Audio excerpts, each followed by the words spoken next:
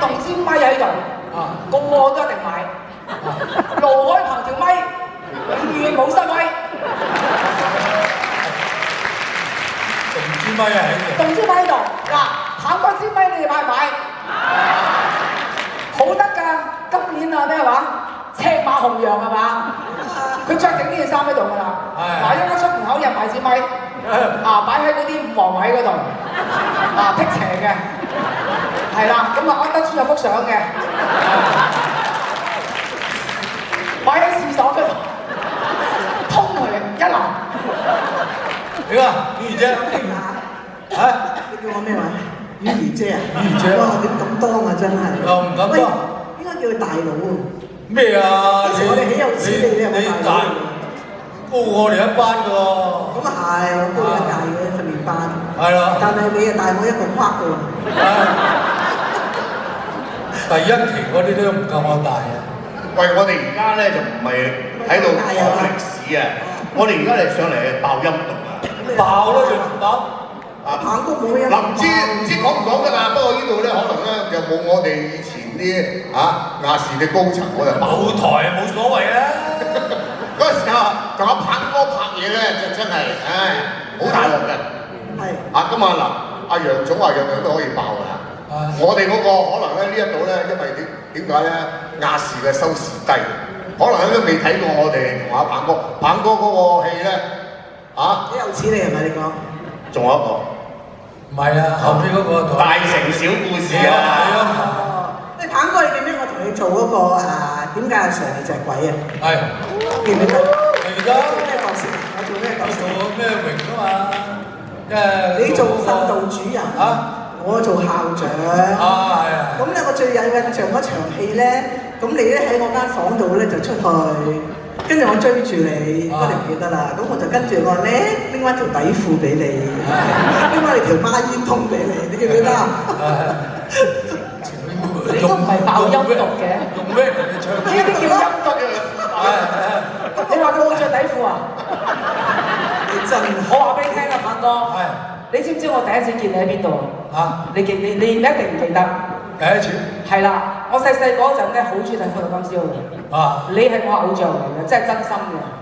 咁我記得咧，我喺香港電台港台第一次拍嘢，哇！見到阿棒哥好開心，係咁同佢講嘢，佢攬住藤條 fit 我啊！你知唔知啊？我記到今日啊，點解要 fit 你咧？我點知啊？或者佢話我 fit 啩？即係而家你話想 fit 翻我係嘛？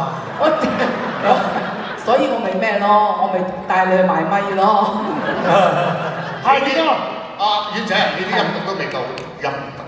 棒哥真係音讀啦！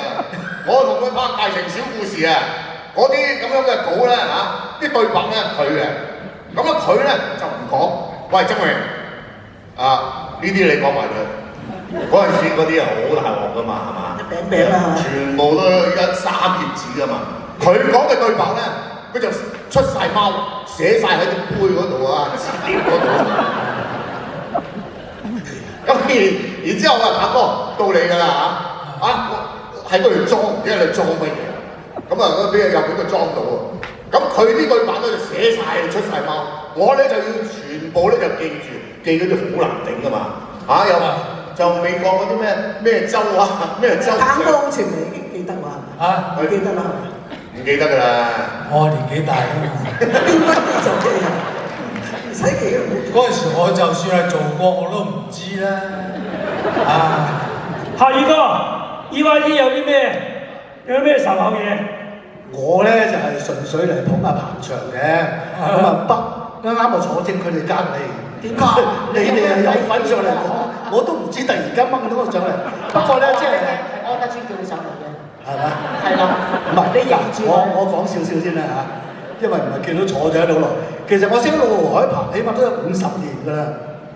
咁大家都係喺大陸嚟嘅。佢最緊要而家收尾，我就講翻佢喺 EYT 裏邊咧，我哋有一個環節咧，就係每一日咧就要揾一個人出嚟講啲嘢，咁就一定要試聲，咁叫做喂盧海鵬，今日你講咧試聲啦，咁試咪啦咁佢又好猛整嘅，呢個人你冇睇佢好和善，好猛整嘅，屌佢猛，佢就係嗰啲咁嘅啲 FM 叫佢盧海鵬師妹，咁啊盧海鵬師妹，係啊，宇哥聽清楚啊！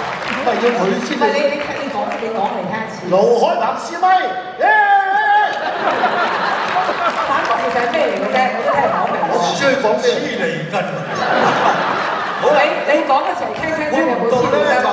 呢個盧海鵬師妹就成為咗 EYT 嘅一個娛樂界嘅一句名言啊！對。咁啊，估唔到50年後咧，亦都細聲講啫嘛，睇住你，但係個喺個咪度聽到啊嘛。打住個咪再細聲都聽到啦。咁啊，今日你又封咪，所以我有幸嚟到上嚟講一講咧，我都覺得好開心嘅。